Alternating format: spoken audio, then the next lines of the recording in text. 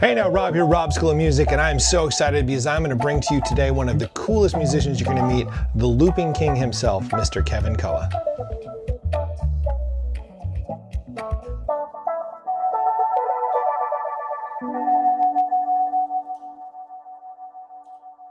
Thinking about school of music, yeah. Woo! Wow. I've just been promoted to kingship. Yeah, brother, you're doing something so innovative and cool. And when I do these interviews, being that we're an educational platform, the first thing I like to ask people is, what made you start? Was it a band? Was it a record? Was it a concert? What made you say, that's the thing I want to do? Yeah, I would say so. I actually started on a ukulele that I got from Walmart for about $20.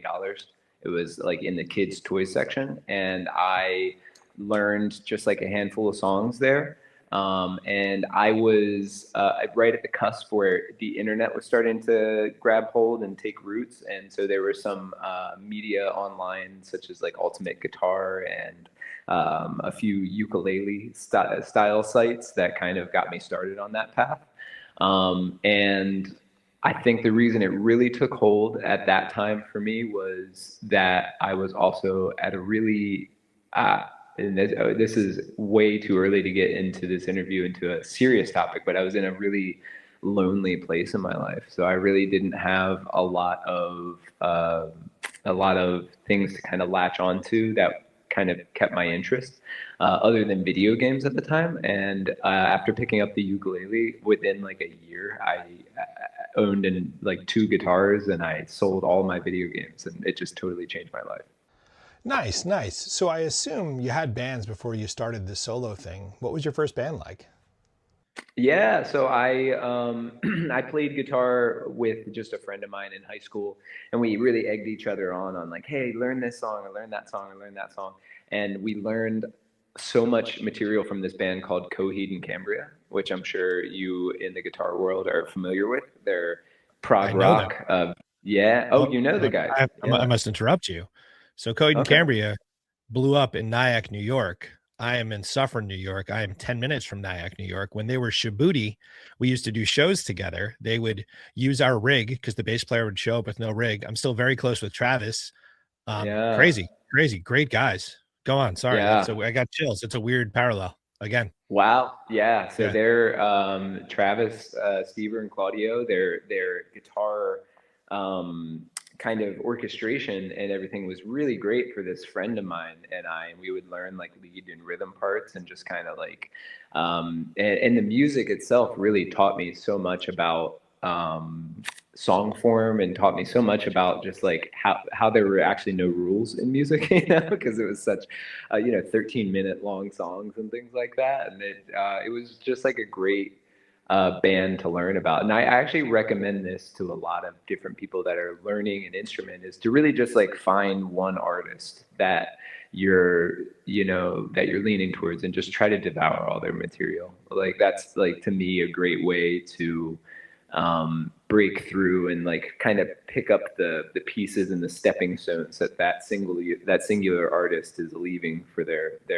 communities, you know, and their listeners, their fans, because that one artist will have this song that you learn, and then the next song you learn encapsulates a lot of that, but might have just a slightly broader perspective, and then you can like evolve yourself out of it. At what point did you decide you wanted to do it by yourself, like to ditch the band and just start the solo Kevin Koa sort of thing? So I moved. I fell in love, buddy. I fell in love, Rob. I moved. Also, by the way, I'm realizing there's reverb on. So I'll take that down a little bit. No, you sound epic. I like it. All right. Well, we'll put it back up when we need it, but it should be down now. But I fell in love. I moved, and I was not with this band geographically as much.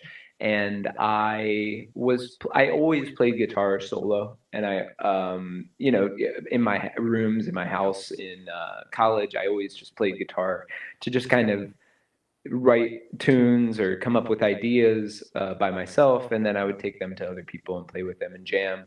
But I started to always learn a little bit about how to carry the idea of a tune by myself just on guitar. And then my dad frequented a restaurant and he talked to the restaurant owner, and they had music there, and he said, "Hey, I here all the time."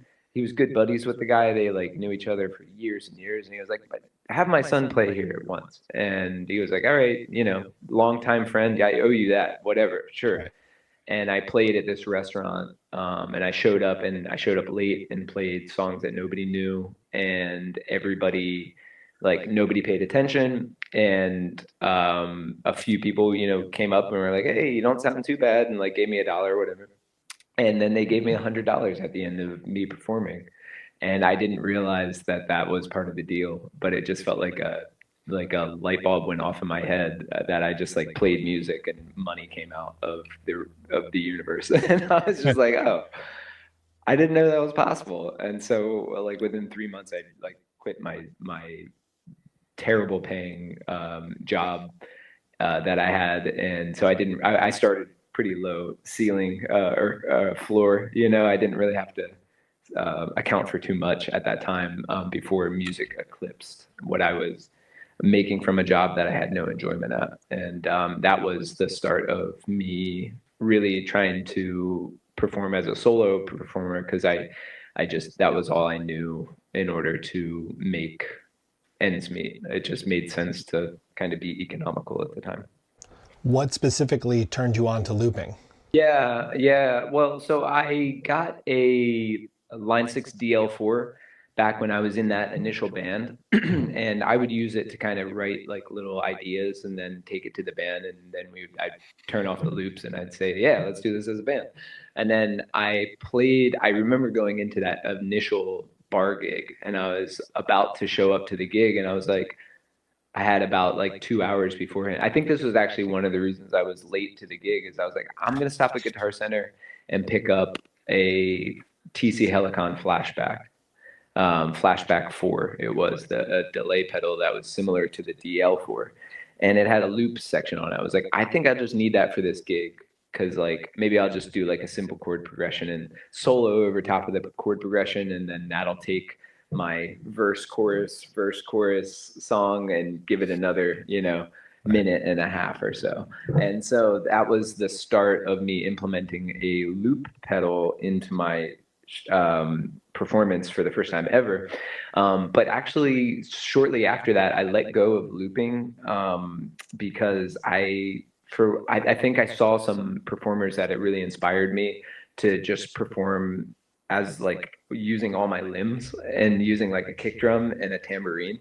I remember seeing a performance by Shaky Graves. I'm not sure you've heard his name before. I'm not sure, if not, maybe stylistically you haven't, but he's a really incredible performer that performed with a kick drum and a tambourine and had an amazing show just as a single person. And I was like, oh, I could do that. And so I started making kick drums out of suitcases, and I actually started selling them to people. I would like find them at Goodwill and refurbish them and put microphones in them. And like, I sold guitar suitcases for like a couple $100 to people and stuff. So it was cool. But yeah, then I started to become a little hamstrung by that song form. I did that for about 5 years, where it was just kick drum and tambourine and guitar. And then I started to look into looping more and more as the technology increased. And that's when I got back into it with the Boss RC500. I got into looping in 2020 very heavily. I guess my brain really does, yeah, tinker, and it really does not turn off. And I'm very much this way about live sound too, when it comes to like speakers and deciding how to best allocate my resources and everything to get the most out of a little bit. And so, yeah, when I got the Boss RC500, I tried a couple of formations on how to utilize it. And then I made a pedal board that was about like this big. And it had a HX stomp, Line 6 HX stomp, and a RC500 and a little mixer unit attached to it as well. And it was incredible. I just like, it blew my mind that I was able to have like 2 tracks. And then I decided that I could have the two tracks, I could overdub parts to those tracks. So it was actually like I had four tracks, and then I could like take parts off and take other parts off. So it was like I had four loops. So it was like two bass loops and then two loops that were interchangeable on top of that. And I was just like totally just stretching the unit as far as it could go, you know. Basically, like I got into the RC 600 when it came out. And I've tried to kind of conceptualize a lot of other loopers, but for whatever reason, this is just the RC 600 grabbed hold of me. I know it inside and out, and I love the size of it too. It's really, really just like a good platform to work with because it's not requiring you to take a big piece already. It's like, you know, nice and flexible in its landscape. And basically, to make it as easy as possible to explain, is I have the RC 600 in the center of my chain. I have an HX stomp before it, and then I basically have an HX stomp after it.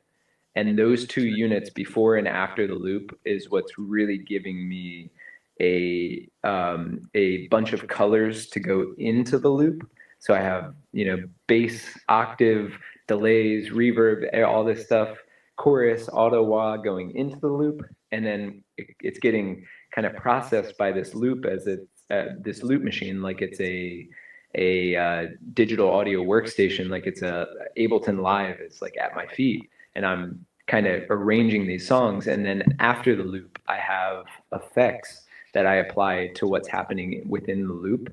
And that's allowing me to add certain colors and different soundscape and sound adjusting frequencies in order to create a more dynamic experience. And I think the effects happening after the loop is actually what most people ask me about the most, and what seems to be the most unique and most exciting to people. Well, it's all comes from music production. And in music software, you can have a drum kit beating away, you know, it's like, and you can use effects to turn on momentarily just for a second to grab the sound that came through and apply the effect to that sound, and then allow it to persist through the mix in certain effects. So it adds like with a lot of reggae and dub music and a lot of electronic music. They use that in order to create kind of tension and to allow for space to kind of echo even after the loop stops. So I think actually this is what I'm like learning more and more about this, is that with looping, there seems to be a kind of a method where people try to recreate the sound of a band through looping, and they'll have, you know, drum sounds, and they'll have harmony sounds, and they'll have a real bass guitar sound, and they have distorted guitar, and it's supposed to sound like a band,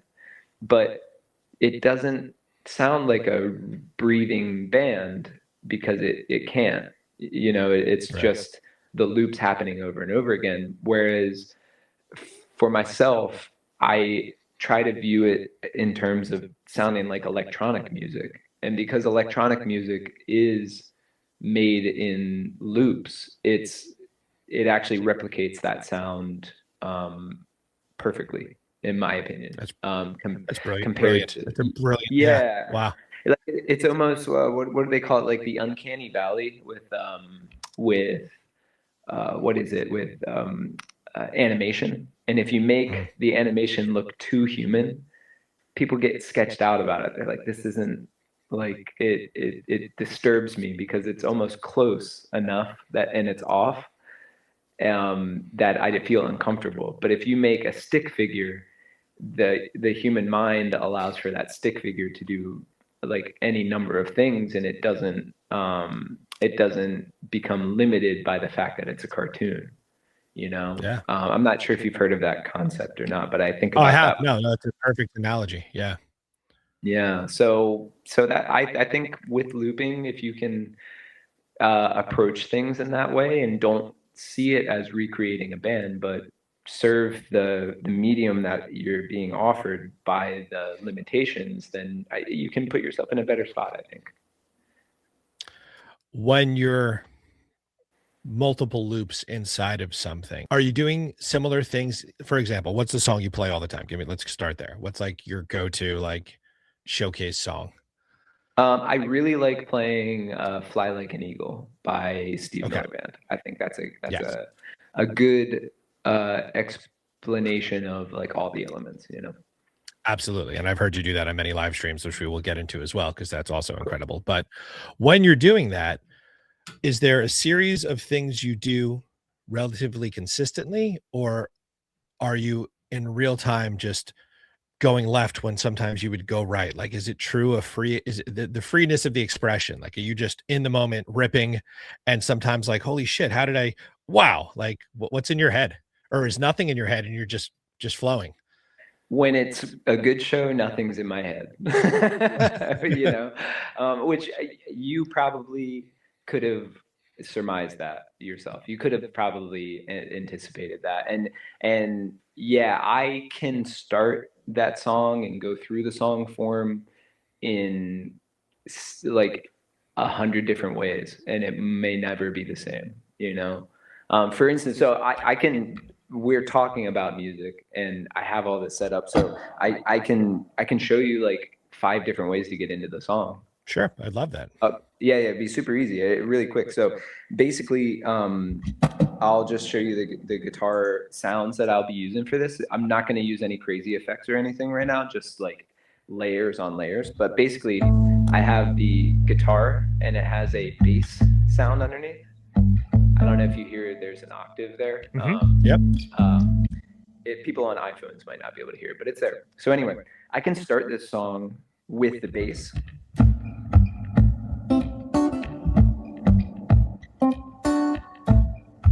So that song is going if we want it, and I can start adding percussive loops. Hitting on the guitar. And if I want to, I could just start singing, or I can start playing like lead lines over top, like.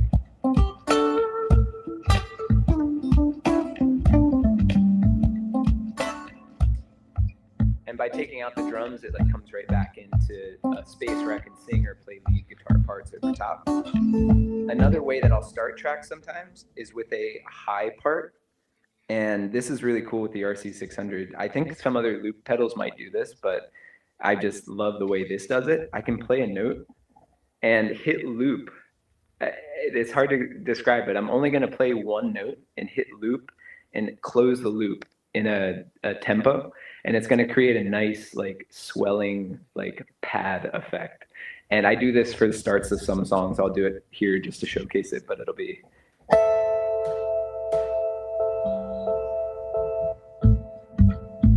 Right?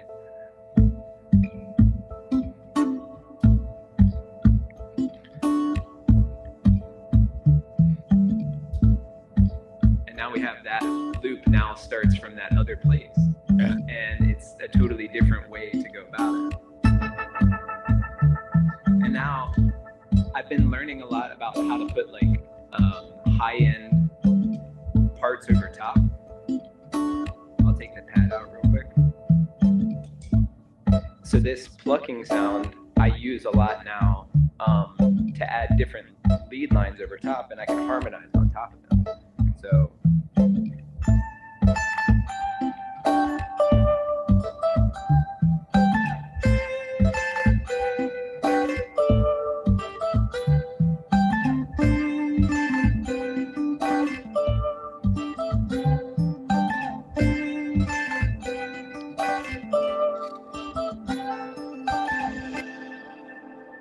And I've never really like played that specific lead line, but it would work over top of the song if I did the chorus maybe, like I wanna fly like an eagle, yeah, to the sea. Fly like an eagle, let my spirit carry me. Fly like an eagle till I'm free, yeah, and know there's a solution. So I don't know. I just try to just surprise myself, you know. It's incredible. When you were doing the part that you're adding the octaves, every time the loop goes around, it automatically records the next bit. You know what I mean? Like when it The turned yellow, octaves. Yes. or not the So, harmony part. I'm sorry, you're doing a oh, the harmony harmony. thing, and Yeah, it's like, yeah. yeah. It doesn't happen. It doesn't happen if I do on the first loop. So if I just play now, I have to hit it again. This is just how I have mine set up. I have to hit it again in order for it to start harmonizing on that. Now it'll record all the time. So it's layering the loops every time it goes around.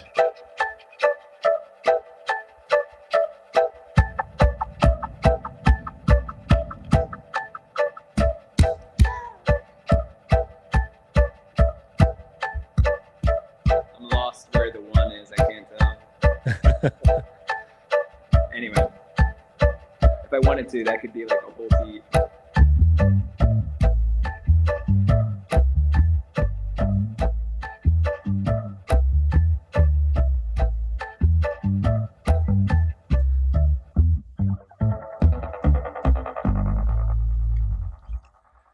So that's the post stuff there. That sound. Yeah. Cool, man. Now That's I'm so just cool. playing. I'm just having too much fun. That's amazing. So yeah, I at least wanted to like showcase some piece of the pedal board because we just kept talking around Yeah, it. no, But no, it's fine. That yeah, was a to great answer segue. to go right back to what you asked, I changed tempos, changed time signature, like not time signatures, but swing amounts for different songs. I change whether something's in double time or half time, and I just kind of feel out what I feel like doing, and it totally changes all the time.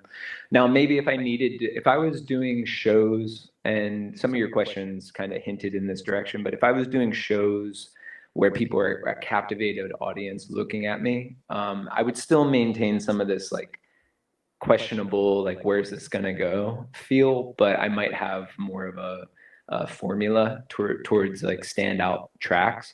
But for the most part, I just perform in restaurants and corporate events and weddings and cocktail hours and stuff like that. And it's just not a very high pressure scenario, so I am able to explore, Yeah. a lot, and I value that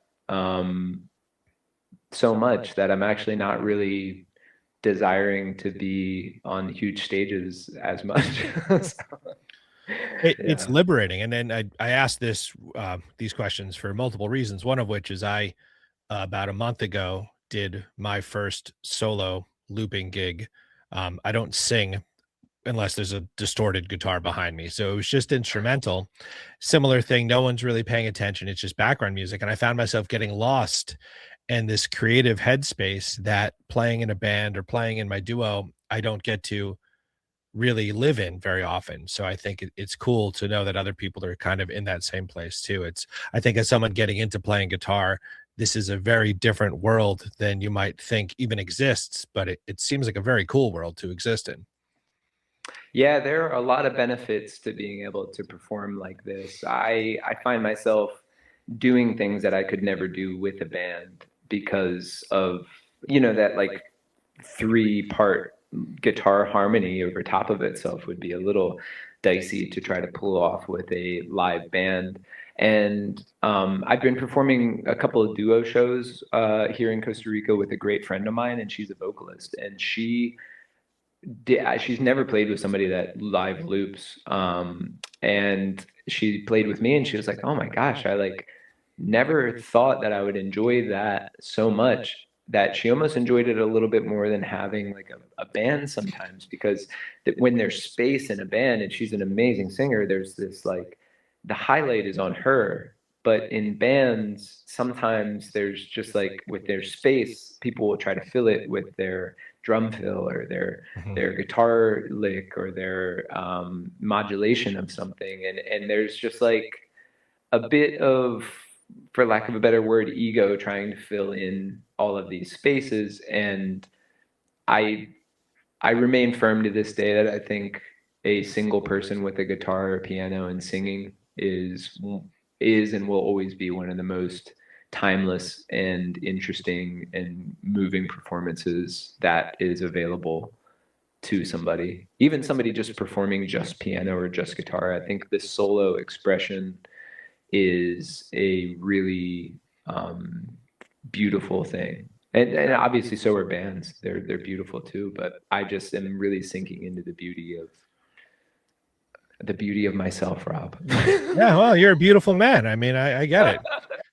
It's Oh, man. it's an intimate experience for sure. It's intimate for the people watching it. It's also intimate for the people performing it. I mean, it's just you. It's raw, and I love the idea of it being different every time, because that means that performance that someone was privy to was a once in a lifetime thing. That thing happened, and now it's not going to happen that way again. And a lot of, again, not demeaning a band setting or music in any other way, but I completely hear what you're saying, and I get it. There's something very special about that. Yeah, yeah, and well, I mean, I know a lot of great bands, and you'd be surprised at like how more dynamic my performances can be because they are, so successful that they have backing tracks and they have like little cues of where things have to happen. Let's talk about your guitar then. So you got all this cool stuff happening, with the board and stuff, but that's not a standard Taylor T5, is it? You've done some things. Yes, I've done some things. So I just want to go on a limb and say if you drop me off on a desert island and I had to perform gigs for the rest of my life, I'm still stuck as to whether I would take an acoustic or an electric guitar. I don't know what I would do to this very day because acoustic guitars are just so incredible sounding and so rich. But electric guitars take effects so well, and effects are just such a part of the canvas that I paint with. And so I have just for a long time really been in love with these Taylor T5 guitars because they try to do the impossible and offer both. And it didn't happen until they finally released this model where the knobs are down here, that it really grabbed a hold of me because so many electric guitars that I played, I really touch these controls a lot. And I still now to this day, I know these controls really well now. And I just will play a chord and mess with them. And basically I'm in love with this guitar. I have two of these in my guitar bag right now that I brought to Costa Rica, and I can play every gig that I would possibly need to perform with the single guitar bag. It has two guitars in it. And I just love that that's the case. So basically, what you're hearing in this guitar is just a stock T5Z, Taylor T5Z. And what I did do to it is I put another pickup inside of it called the LR Baggs Anthem SL, and it's a incredible acoustic pickup, and it sounds amazing in this guitar. But lately, I've just been playing just with the stock pickup because I like this wireless unit. It's a really cheap wireless unit. But I've actually been finding that it decreases the amount of noise and kind of interference that occurs inside of a cable sometimes because the cable works as a antenna and it will pick up radio frequencies and things like that. And so these wireless units sometimes make it so there's less ground hum and things like that, which surprised me. So lately, I've just been performing with the stock T5Z Taylor T5 pickup system. Sometimes, maybe back when I get back to the United States, I'll have two wireless units and I'll run both pickups simultaneously. And I have a video on my page describing the benefits of doing that. But the only other real modification that I've done I can show you is I scratched the hell out of it with a set of pliers. Oh, gnarly. Yeah, and now this is the time where I tell you that it's a $3,000 guitar. But basically, I did that to get this this sound. The entire reason I did it was this. But it works so well in looping. And even not actually, not even looping. I can show you a few different ways, but this allows me to make more complete rhythmic structures with less time. So I could do a kick drum with a shaker, and that's just one loop. You know, I don't have to do a shaker and then a loop and then have a shaker over here Hmm. and like have it pick up all these different signals and stuff. I can beatbox with it.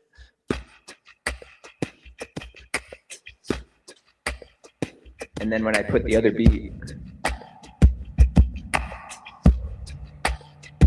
you know, it takes a long time for some loopers to build that amount of rhythmic Yeah. structure, you know, but we just did it in 7 seconds, you know. So that's like the ethos that I had behind this. And this was actually, I learned this idea from Tommy Emmanuel. He does this to his guitars, but he plays live. So he'll actually do like bass parts and he'll be like, so he's really cool about how he does his stuff without looping, you know. But even if I'm performing like a lead line with this part, I can, because I have these effects, sometimes I'll be like doing a beat, like a chord progression, like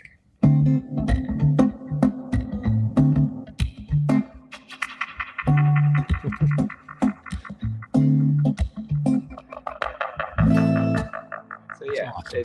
it's it's it's crazy. But that's just the stock Taylor pickup. So one setting on this guitar has this body sensor on it, and regretfully, it's actually not really that dynamic. It's just kind of clicky a little bit, you know. It's not really that exciting, but I make do with it, you know. I hit on the magnetic pickup to get a nice kick sound, and then I tap over here to get a little bit of a snare like clack.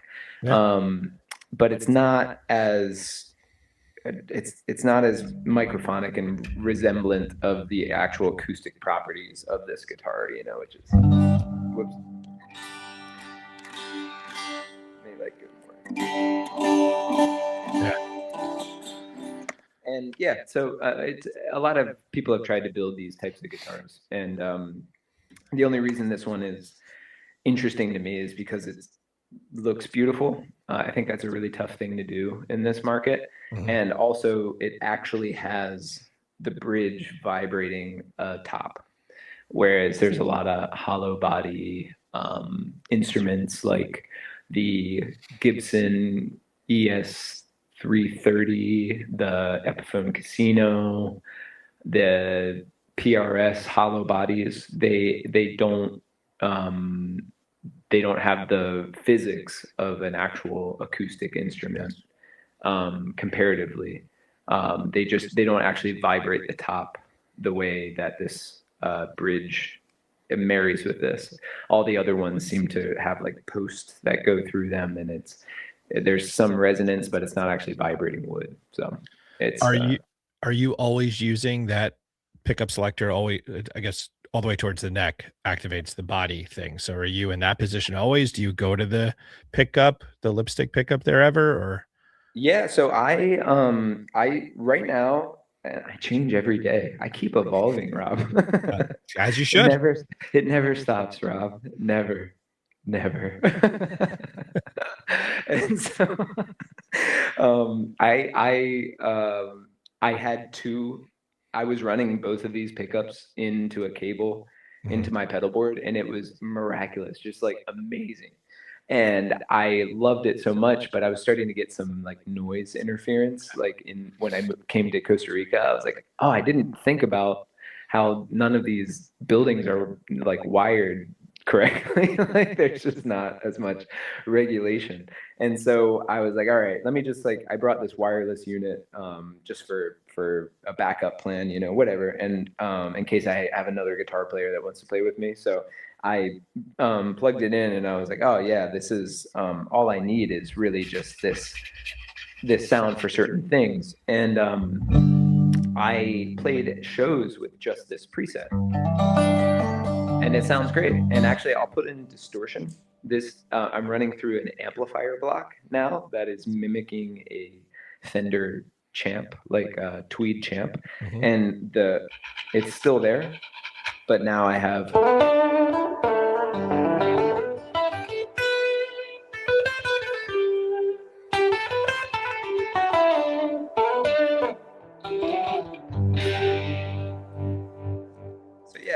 I can run with just that, but actually just lately I've been changing to the back pickup Mhm. selection. So it's actually running both of these pickups.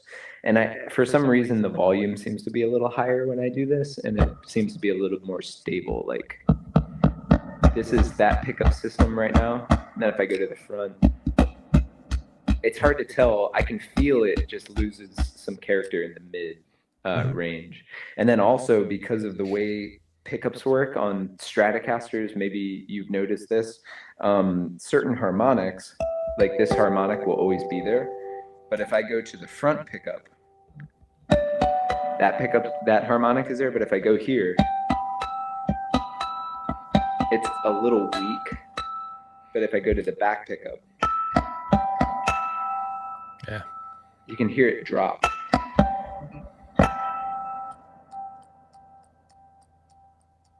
And that's because the location of the pickup is not picking up certain harmonic frequencies.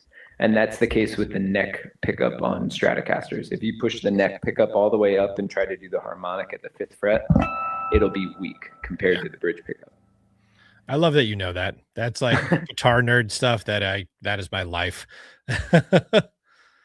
Yeah, and there's just some songs that I want that like harmonic part. Actually, just a harmonic I have to do sometimes is for What It's Worth by Buffalo Springfield. It's like.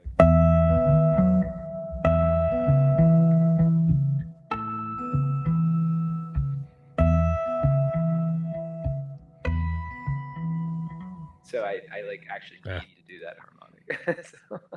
Awesome. So that's why I do that. But I mean, so if I had to pick a guitar to be stuck in Costa Rica with, this is the one that I would pick. But if I had to fly in somewhere and I just needed to pick up some guitar and play this rig, I would probably pick like a Taylor, anything from a GS Mini to like a one of their nicer sounding higher models. They all have really nice acoustic pickups in them. Yeah. At least they did. I think they're thinking about changing their pickups. We'll see. And you're shaking your head, so maybe you know a little bit of something about that. So let's go into the life of a musician, full-time musician. You're in Costa Rica for 3 months, 4 months. How did you how did you put that sort of gig together? And yeah, so I came down here for my honeymoon with my wife, like soon after we got married. Actually, she brought me to Costa Rica. She was doing a yoga teacher training, and she was like, "Come down," and I was like, "Fine." Like, I don't know what the music situation's like there. I'm going to be bored. It's going to cost me money. Like I'm a bit of a workaholic in that way, and I just don't have a lot of money, So I was just like, yeah, I'm going to do that. So it took me a lot to go, and I went down and we went to some towns, and there were people playing music, and then they would go around to everybody at the table and they would just open their hat and people would throw some money in, and I assumed that that's what they got paid for their time. And I was like, well, this is a fun visit, but I don't really see how this is possible for me to like have a fulfilling experience here and do my livelihood that I enjoy immensely. And so, it was a bit disheartening. And then I started to research a little bit more about Costa Rica, and I was like, oh wow, there's actually these other places that are way busier and have more of a like retirement communities for a lot of Canadians and Americans, and globally a lot of French and Argentinian people come here. And so it's just I found places that have more of a traditional interface with entertainment and services and leisure and things like that. And I thought like, hey, let's go for our honeymoon. Let's go back. We're going to set aside some money for a honeymoon. Let's not go someplace just to relax, because I absolutely hated doing that personally. Maybe I should go to therapy, actually, probably, to discuss why I need meaning in my life through music. But I'm going to kick that can down the road a little bit. But I've survived this long that way, so it's okay. You'll be fine. Cool. I brought an RC 600, and I brought two Bose S1 Pros, and threw them in a suitcase and flew down with the Taylor T5Z. And the entire experience of being here just totally changed. Like, I was able to go up to restaurant owners and talk to them, and send people messages on Instagram and be like, "Hey, I'm in town. Like, I just would love the opportunity to come play." And like, I don't know if you guys do that type of thing, but and they're like, "Oh yeah, we do." And when are you here? Yada yada. Anyway, my experience was so much more rich. I like met business owners. They loved what I was doing. They said, "Come back." Like, this has been a really amazing year. Next year we're booked even more, and like, we would love to host you on a weekly basis when you come back. And I learned more about like the overall economy, about like these towns that are, kind of entertaining and housing, and giving these great experiences to people that come into the country. And I was just like blown away by it. And then I played a gig, and then the next day I was out at the beach, and people would come up and be like, "Oh, we just saw you at that place last night. Like, you sounded great. Where are you from? This, that. Oh, we're here for a week. Like, oh, I'm playing over here in another couple of days." And I made friends. I made like connections. It just like totally enriched the experience. And so we came back. We were just like, that was incredible. It felt very similar to that time that I played in a bar and got $100. I was just like, oh yeah, music is the cheat code for life for some reason. For me, it's the reason I'm talking at my phone right now, and connecting with somebody that is just, has their life built on this magic as well, and it's like crazy. So anyway, we came back down for a month. I only had a handful of gigs, or no, we came back down we set aside 3 months. We're like, let's just go. We'll make it happen. We'll figure it out. My wife had a yoga retreat booked, so a big financial aspect of why we came down was to fulfill that piece of things. And we are like, it was selling really well. And we are like, okay, well, we'll probably lose money, but we'll gain a lot of experience. It'll be great. And then I came down with a handful of gigs, and I played one of the gigs. And then three of the restaurants near that gig said, "Hey, we heard you over there. Can you come play our restaurant?" And it just Awesome. snowballed from there. And met a couple of great musicians who were very excited about like what I was bringing. And they were like, "Oh, you're gonna like make this place more exciting because you're bringing a positive energy to the experience." And people are like, "Oh wow, there's world-class music here." So you have had a meteoric rise with your live streams. Your channel is growing like a motherfucker. And dude, like, walk me through what started you to do that, and then the setup you have, because the way you can interact with that second microphone, and like, how are you seeing the comments? Like, tell me all about it. What's the whole rig? What's the deal? Okay, well, I will take all the wind out of my own sails first. I haven't done anything remarkable. There are people that are doing remarkable things on this platform, but I have simply just been doing what I've done previously. It's just the algorithm for YouTube has put gas in the tank for live streams. YouTube is making more money from live streams than they are from videos posted on their page, Yes. because people are pulling out their Apple Pay and their PayPal and stuff like that to send people tips and super chats and requests and become members of their channel. And so because of that, YouTube is putting my streams in front of more faces than it typically would have. And I'm just showing up for the same amount of gigs that I would with or without YouTube. Except now I take an extra, 10 minutes to just set up the phone or the iPad that I have, and stream it. And so I say that to encourage others to do that. Pretty much, it's just like, start streaming on YouTube. At least there's obviously Twitch is a platform, TikTok is another platform, Facebook Live is another platform, but I just personally feel more confident in YouTube because it's been around the longest, and it is paying more creators to be creators than any other platform. And it's something that I've been engaging with that platform for over, 12, 14 years now. Longer, I think, actually. It's been over 15 years I've been watching helpful content that's changed my life on that platform. So So you just set up an iPad? Like, how do you get the audio in there? Or is it just the iPad camera? Like, what is? yeah, it's just an iPad camera. Right now I'm actually streaming on a iPhone. My iPad is in the car, so I just hooked it into my phone.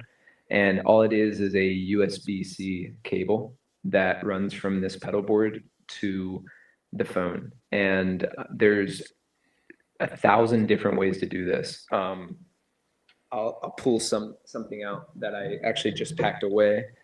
Um, Basically, now, especially with the Apple iPhone updating, it has USB-C input, and almost all interfaces and USB mixers are class compliant, including the RC600. The RC600 has a USB output on it. And because of that, it has, you can send any audio that you send into the RC600 can go to your device. And you can live stream just simply with the loop pedal, which is crazy. Yeah. And the way that I made it work, so it's one cable, is I actually have a USB hub, and the USB hub is a little brick, like about this big, and you can plug power into it, and then you can plug the audio interface into it. And then that little brick has a USB-C output, and that USB-C output goes to my phone. And so my phone is being charged and has audio being sent to it right now, all through one USB-C cable. How do you see the comments that are coming at you? I watch the YouTube stream on this iPad, and what I do is I pull up my stream, which will exist on this side of the screen, and then on the other side I'll have my lyrics or set list or whatever. So it's like splits the screen in a healthy way that I can just barely see the comments. And then over here it has like other content that I need. You know what I should say? I have pictures of my adoring wife on this side, and that's all I stare at. Of course, yes. Yeah. That's great, man. Yeah, it's really simple. I chose to use an iPad, a second iPad, because the front-facing camera on iPads nowadays is, I believe, let's see if it's the case on this. Yeah. Very cool, man. It's a cool life. Yeah. I'm not making a whole lot of money at this current time just because I'm performing covers. So Right. It's not eligible for me to really become have ad revenue on those things. But I am receiving tips from people, which can add up, not significantly, but not insignificantly either. So it's been really nice to just have it be something that can grow. And from that, I'm building up the other avenues of my life that are important. Like I'll send a video to somebody of how I sound, and they see that I have 10,000 or more subscribers on YouTube, and it has it means a difference to a client. Sure. And then on top of that, I started a new YouTube channel that would just be instrumental ambient music, and I'm using the growth from my one channel to support that. And then there's a part of me that is also interested in starting a type of lesson in school and education platform. And I'm not sure if I'm really drawn into that direction just yet or not, but it will, if I want it to occur, that will be another avenue that this YouTube channel that I'm live streaming on will help funnel and feed. Sure. I think you'd be good at it. You explain things intelligently, but also digestibly. And I think that's a mark of a good educator, where you can convey the idea in a way that people can be inspired by, but also grasp pretty quickly. Yeah. Yeah. I know that I wouldn't want to be in person, and so I know that I wouldn't want to necessarily like be beholden to a location at this time in my life, and so Totally. I need to kind of decide upon what it makes sense from a longevity perspective as well as a business perspective as to what could impact and be scalable. And there are options out there. One of them is called School, Skool. Oh yeah. Um, Yeah. yeah, and people are, I see all these headlines where people are like, make $15,000 a month from your school, like, uh, Well, uh, Alex Hormozy is part of that, and he's pretty yeah, smart. So yeah. yeah. And I think I know the real money to be made is school themselves. Of Like, course. That's how all of these work. Yeah. yeah. So that's not lost on me, but I think I have a unique voice. I'm just not sure how compelled I feel to isolate and deliver evergreen content. Right. That would be worth building a network that people would feel compelled to pay 20, 50, $100 a month to be a part of. It's, a lot. I think that's one of the things that people don't realize when they go into this career in music, and just tying it back to the very beginning. Like, yeah, there's jobs out there where you're making a living and you're not necessarily, the guy, but you're your own guy in your own right. Um, each one of those jobs are full-time jobs, and a lot of us have to have, 3 to 5 of them at any given moment to sustain, and that leads to the every day is different part of it, but it's also, it's exhausting in a gratifying way, if that makes any sense. Yeah, well, I can talk about this stuff all day. We didn't even really get to the fact that, like, I kind of view live looping to be a form of AI music, which I think would be the thumbnail that would grab all your viewers. Yeah. That's there for sure. Do you have time to discuss that? I can I push. I can try to go into it, but yeah, I think the in essence, like live looping in some way, accomplishes a lot of the similar things that we're dealing with AI on a larger scale. Is that it like puts people out of jobs because there's a lot of drummers and bass players that I'm sure look at my loop pedal with a fair bit of grievance, in some Sure. ways.